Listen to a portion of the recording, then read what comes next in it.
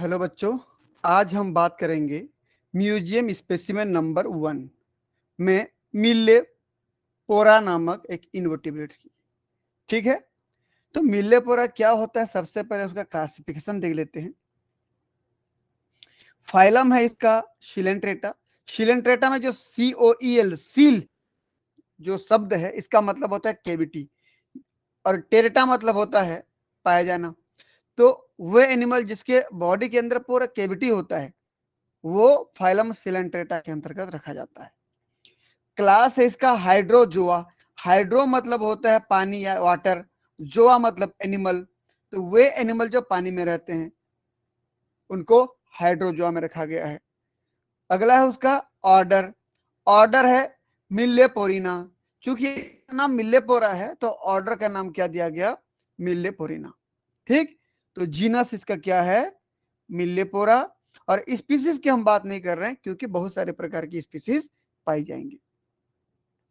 यदि मैं इसके जियोग्राफिकल डिस्ट्रीब्यूशन की बात करूं कि ये हमारी पृथ्वी में कहां कहां पे पाई जाती है, तो जनरली ये वेस्ट इंडीज और USA, United state of America के जो समुद्र हैं, जो छिछले पानी है, जो कम पानी वाला एरिया है, शेलो वाटर होता है, वहां पर ये ट्रॉपिकल समुद्र में पाया जाता है। ट्रॉपिकल सी मतलब क्या होता है, वह समुद्र जहां पर सनलाइट पूरे साल भर में जबरदस्त तरीके से पड़ रहा होता है।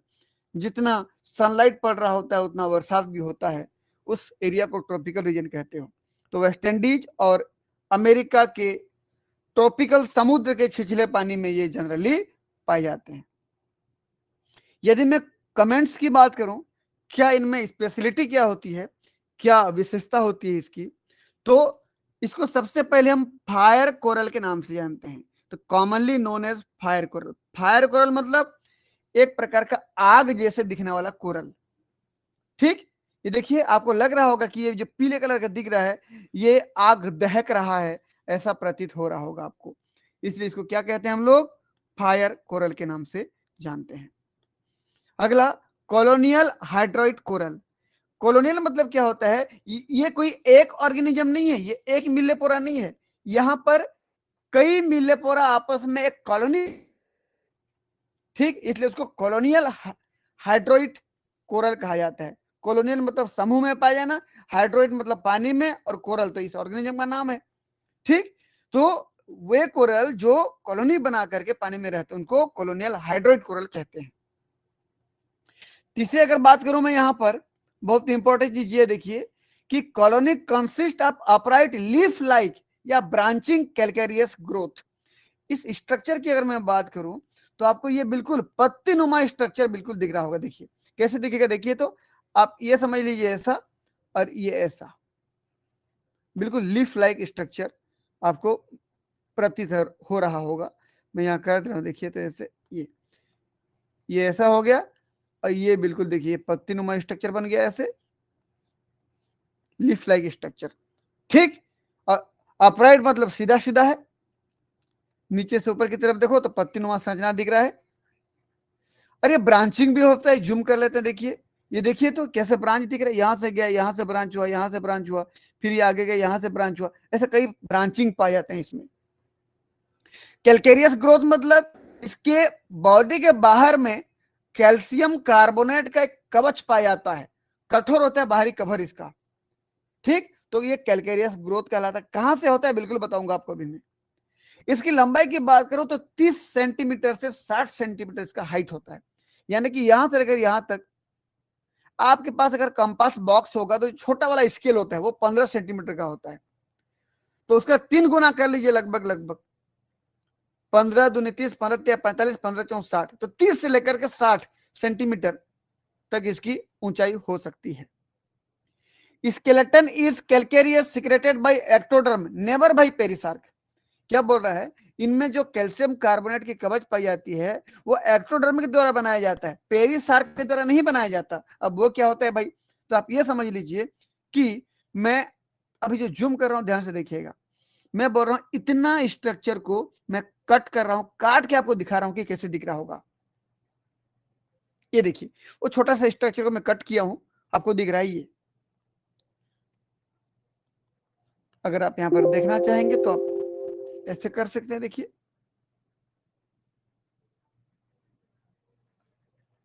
चलिए यहां बना दे रहा हूं मैं, यहां पर ये देखिए। चलिए आगे बढ़ते हैं।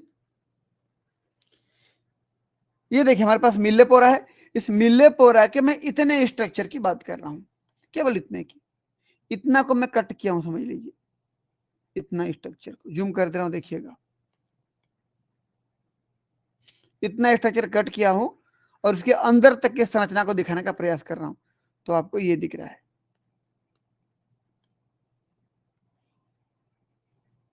ये सबसे बाहर में येलो कलर का दिख रहा है, देखिए कैलकेरियस स्केलेटन जिसको बोल रहा हूं मैं, कैल्शियम कार्बोनेट का बना हुआ स्केलेटन।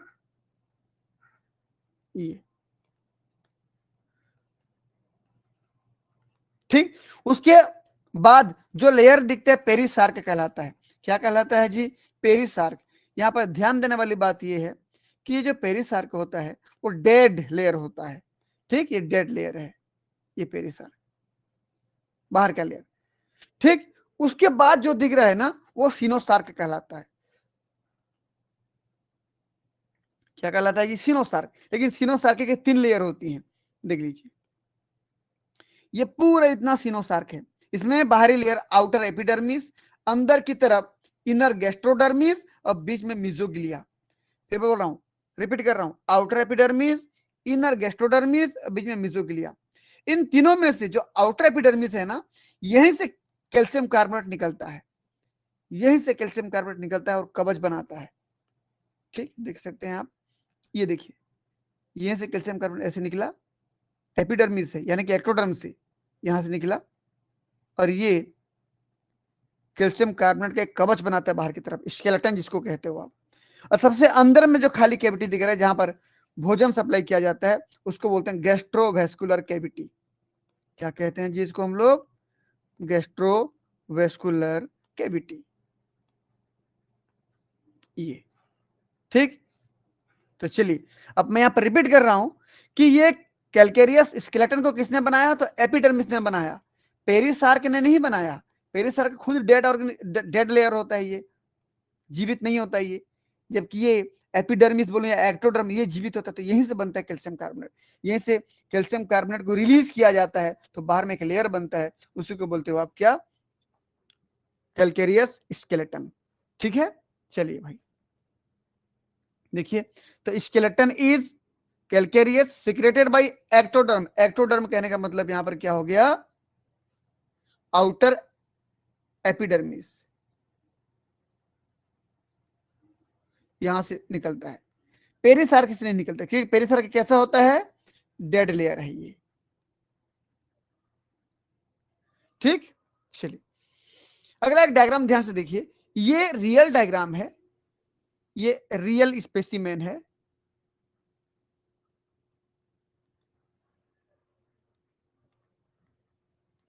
बस थोड़ा सा रुक जाए, 1 मिनट। ठीक, रियल स्पेसिमेन है। जब आप अपने कॉपी में बनाएंगे, प्रैक्टिकल कॉपी के ब्लैंक पेज में जो बनाएंगे वो इस डायग्राम को बनाएंगे आप। ठीक, ये रियल डायग्राम इसलिए डाल दिया ताकि आपको समझ में आए कि दिखता कैसे है। जब कॉपी में बनाएंगे तो ये वाला ब्लैक एंड व्हाइट वाला जो डायग्राम ये बनाएंगे। तो इसको मैं यदि जूम करूं तो आप देख पा रहे होंगे यहां पर ये पोर दिख रहे हैं छोटे छोटे, और ये बड़े बड़े छिद्र दिख रहे हैं। तो लार्जर गैस्ट्रोपोर और स्मॉलर डेक्टाइलोपोर दिख रहा होगा। देखिए ये बड़े बड़े जो दिख रहे हैं ना, दाने दाने जैसे संरचना, ये छिद्र हैं, तो लार्जर गैस्ट्रोपोर कहलाते हैं वो। और छोटे छोटे जितना भी डॉट डॉट दिख रहे हैं, जितने भी डॉट डॉट छोटे छोटे, वो स्मॉलर डेक्टाइलोपोर। तो एक एक करके बात कर लेते हैं। सबसे पहले बात करते हैं लार्जर गैस्ट्रोपोर की बात कर लेते हैं। ये मैं इतना डायग्राम की बात कर रहा हूं, ये इतना। तो चलिए भाई, ये डायग्राम ये है, ये। तो चलिए उसको जूम करते हैं हम लोग, कुछ समझने का प्रयास करते हैं वहां पे। ये हमने इसको जूम करके दिखा दिया, इतना बड़ा स्ट्रक्चर बन गया। अब यहां पर आप ध्यान दीजिए कि ये जो छिद्र दिख रहा है ना, वही गैस्ट्रोपोर है।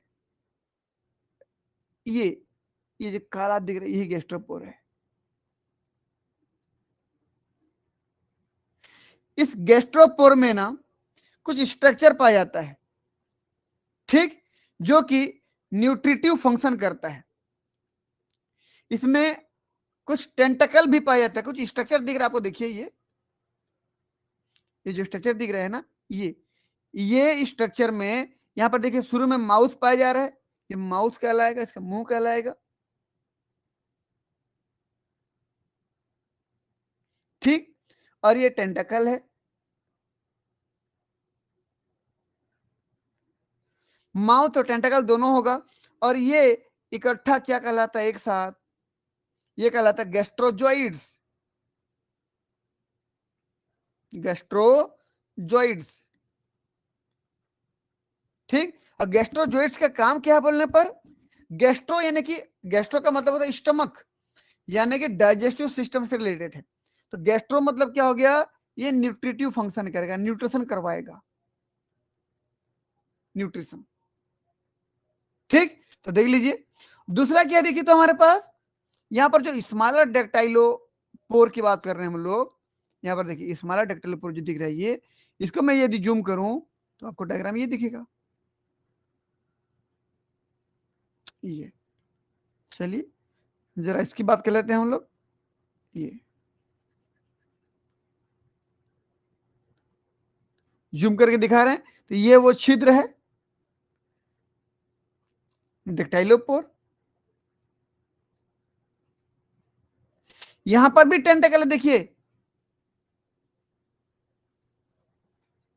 टेंटेकल है, और यहां पर कोई माउथ नहीं है, विदाउट माउथ, विदाउट माउथ, कोई माउथ नहीं है, ठीक। ये कहलाता है एक साथ, जहां पर टेंटेकल तो है लेकिन बिना माउथ का, बिना माउथ का स्ट्रक्चर है, वो कहलाता है डेक्टाइलोजॉइड्स, डेक्टाइलोजॉइड्स, ठीक। तो ये स्ट्रक्चर बन गया।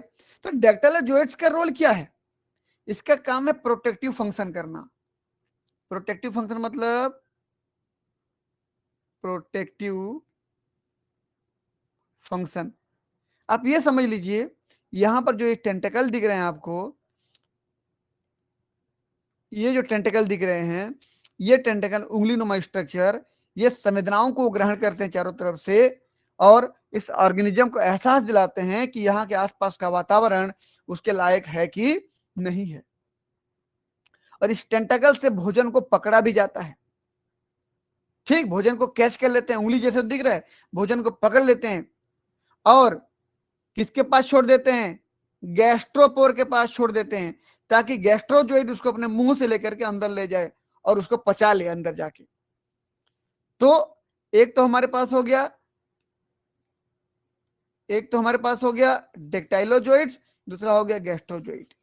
डेक्टाइलोजोइड प्रोटेक्शन काम करता है, भोजन को पकड़ने का काम करता है, और गैस्ट्रोजोइड भोजन को निगलने का काम करते हैं, इसलिए उसके पास माउथ पाई जाती है, मुंह पाई जाती है, ठीक। तो दो प्रकार की जॉइंट्स पाए जाते हैं इसके पास, इसलिए मैं ये कह सकता हूं ये एक एक ऑर्गेनिज्म है, ये समझ लीजिए, ये एक एक ऑर्गेनिज्म है, ये एक ऑर्गेनिज्म है, ये एक ऑर्गेनिज्म है, और ऐसे ऐसे हजारों की संख्या में यहां मिलेंगे एक कॉलोनी में, इसलिए तो कॉलोनी बोला गया उसको। चलिए कमेंट देखिए अब, colony has two type of joints, colony के पास दो प्रकार के जॉइंट्स हैं, पहला गैस्ट्रोजॉइंट्स। अगर मैं यहां पर डायग्राम की बात करूं, गैस्ट्रोजॉइंट देखिए बहुत छोटा सा स्ट्रक्चर दिख रहा है, स्मॉलर है, छोटा सा है, शॉर्टर स्ट्रक्चर है, गैस्ट्रोजॉइड शॉर्ट, याद रखना मैं दो चीजें बात कर रहा हूं यहां पर, ध्यान देखिए, लार्जर गैस्ट्रोपोर छिद्र बड़ा है, ये छिद्र बड़ा है, लेकिन उसके अंदर का जो ये जॉइड है ना वो छोटा है, ठीक। तो ये जॉइड कैसा होता है बोलने पर, शॉर्टर, ये छोटा होता है, जबकि यहां पर ये डेक्टाइलोपोर छोटा है, देखो ध्यान से, ये डेक्टाइलोपोर यहां का ये वाला पोर छोटा है, किसकी तुलना में, गैस्ट्रोपोर की तुलना में, डेक्टाइलोपोर यानी कि छिद्र छोटा है, लेकिन छिद्र के अंदर से जो निकलता है बाहर की तरफ ना, ये ऑर्गेनिज्म ये बहुत लंबा है, लॉन्गर सिलेंडर लाइक, लंबा है सिलेंडर की तरह। ठीक दिख रहा है, देखो ये, तो ये लॉन्गर प्लस सिलेंडर लाइक, ये स्ट्रक्चर होता है। ठीक, चलिए कमेंट की बात करें अब। हाँ, गैस्ट्रोजोइड शॉर्टर छोटा होता है, गैस्ट्रोपोर बड़े बड़ा होता है, गैस्ट्रोपोर लार्जर है भाई, याद रखना, ये लार्जर है, लेकिन उसके अंदर जो जॉइंट्स है वो छोटा होता है। तो जॉइंट्स कैसा होता है, गैस्ट्रोजोइड छोटा, having mouth and tentacle protrude through gastropore and nutritive function. क्या बोल रहे हैं, गैस्ट्रोपोर बड़ा होता है, उसके अंदर जो गैस्ट्रोजोइड होता है छोटा होता है, वो अंदर से बाहर निकलता है, उसके पास माउथ होती है, टेंटाकल होता है, भोजन को अंदर लेकर के उसको पचाता है। ये हो गया। अगला देखिए तो डेक्टाइलोजोइड्स, ये कैसा होता है भाई, ये लॉन्गर है, सिलेंडर लाइक है, होलो है, अंदर से खोखला है, विद कैपिटेट टेंटाकल, इसके बाद भी टेंटाकल पाए जाते हैं, and without mouth, enclosed in dactylopores and protective in function. अभी बोला कई बार चिल्ला चिल्ला के आपको कि ये डेक्टाइलोपोर गैस्ट्रोपोर की तुलना में ये डेक्टाइलोपोर साइज में छोटा होता है, लेकिन उसके अंदर जो ऑर्गेनिज्म है, कौन से ऑर्गेनिज्म की बात कर रहा हूं मैं, उसके अंदर जो ऑर्गेनिज्म है, जैसे देखो ये मैं हाईलाइट कर दे रहा हूं, ये ऑर्गेनिज्म लंबा होता है, सिलेंडर नुमा होता है, अंदर से होलो होता है, इसमें टेंटाकल पाए जाते हैं, लेकिन कोई माउथ नहीं पाया जाता। तो टेंटाकल होता है विदाउट माउथ, तो उसको क्या बोलते हैं, डेक्टाइलोजोइड। काम क्या करता है, प्रोटेक्टिव फंक्शन और भोजन को पकड़ने का काम करता है। ठीक, चलिए अगला देखिए तो, हाँ यहां पर क्या होता है, कहीं कहीं पर इस स्ट्रक्चर में कहीं कहीं पर कुछ फुली हुई संरचना भी पाई जाती है, जिसको हम एम्पुला कहते हैं। जैसे मान लीजिए ये एम्पुला है, ये एक एम्पुला है, ये एम्पुला है, तो एम्पुला बाहर से कवच से बंद है, तो ये एम्पुला मान लीजिए ये है। इस एम्पुला से ध्यान से देखिएगा, इस एम्पुला के अंदर ये जो सिनोसार्क वाला एरिया होता है, सिनोसार्क मतलब लिविंग पार्ट, बाहर वाला पेरिसार्क होता है। अब पेरिसार्क के बाहर कैल्शियम कार्बोनेट की बनी कवच होती है, अभी बताया था मैं, देखिए आपको, ये अंदर में सिनोसार्क, ये देखिए बाहर में पेरिसार्क, सबसे बाहर में कैल्शियम कार्बोनेट की बनी हुई लेयर। ठीक, तो मैं बात कर रहा हूँ सिनोसार्क, लिविंग पार्ट की बात कर रहा हूँ।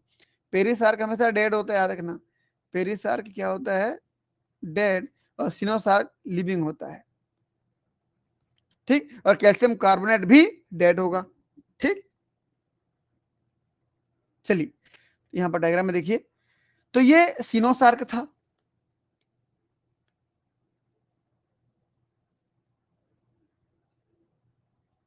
इस सिनोसार्क से बड ऑफ की क्रिया होती है, यहां से बड बनता है और टूट के निकल जाता है, इसको क्या बोलते हो, बड ऑफ, बडिंग की क्रिया हुआ और ये बाहर निकला, इसको बोलते हैं मेडुसा। क्या बोलते हैं इसको, मेडुसा। और ये मेडुसा बाहर आके थोड़ा साइज में बड़ा हो जाता है, लेकिन याद रखना इस मेडुसा में किसी प्रकार का टेंटाकल नहीं होता, किसी प्रकार का माउथ नहीं होता, मुंह नहीं होता, किसी प्रकार का रेडियल कैनाल नहीं होता। याद रखना, ये जो मेडुसा हमारे पास अभी है, इसके पास नो टेंटाकल्स, नो माउथ, और किसी भी प्रकार का उसके पास रेडियल कैनाल नहीं होता, नो रेडियल कैनाल। जबकि ये सब स्ट्रक्चर ना ओबेलिया कॉलोनी के मेडुसा में पाई जाती है, याद रखना, वो भी सिलेंट्रेटा, फाइलम सिलेंट्रेटा में आता है, ये भी फाइलम सिलेंट्रेटा में आता है, लेकिन इसके मेडुसा में किसी प्रकार का माउथ, टेंटाकल, किसी प्रकार का रेडियल कैनाल यहां पर नहीं है, जबकि ओबेलिया कॉलोनी में वो सब पाया जाता है। ठीक, देख लीजिए, medusa are budded off from coenosarc in special rounded chamber of the calcareous mass called ampulla. ये जो एम्पुला बोला हूं मैं ना, इस एम्पुला में, ये पूरा एम्पुला था, पूरा को एम्पुला बोलता हूं मैं।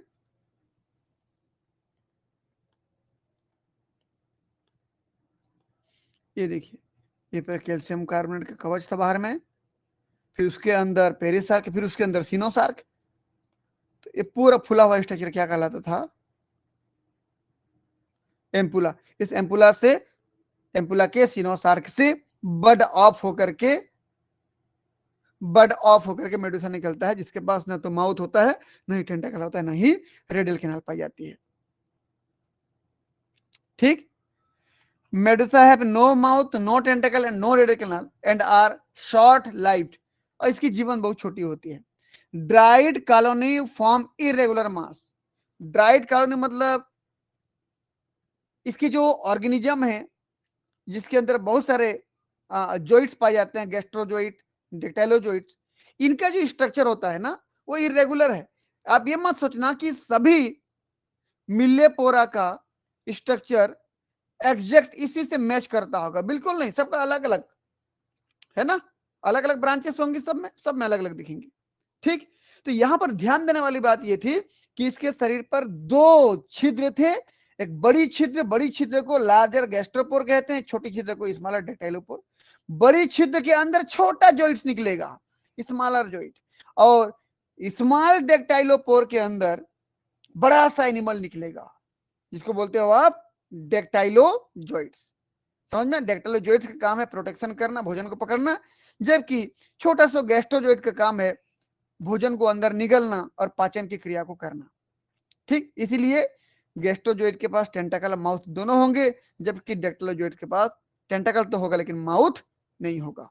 तो इस प्रकार से हमारा ये मिल्लेपोरा म्यूजियम स्पेसिमेन का क्लासिफिकेशन, जियोग्राफिकल डिस्ट्रीब्यूशन और कमेंट हुआ कंप्लीट। आप कोई स्पेशल 5 कमेंट को अपने कॉपी में लिखिए और अच्छे से लिखिए, ऐसे लिखिए कि आपको उसका वो कमेंट याद हो जाए। और हमेशा याद रखना कि जो भी आप हेडिंग डाल रहे हैं उसका कॉमन नेम क्या होता है, उसको जरूर याद रखें। जैसे मिल्लेपोरा का कॉमन नेम क्या है? Fire coral. ठीक है बच्चों, मिलते हैं फिर नेक्स्ट क्लास में, तब तक के लिए आप सभी बच्चों को बहुत बहुत धन्यवाद।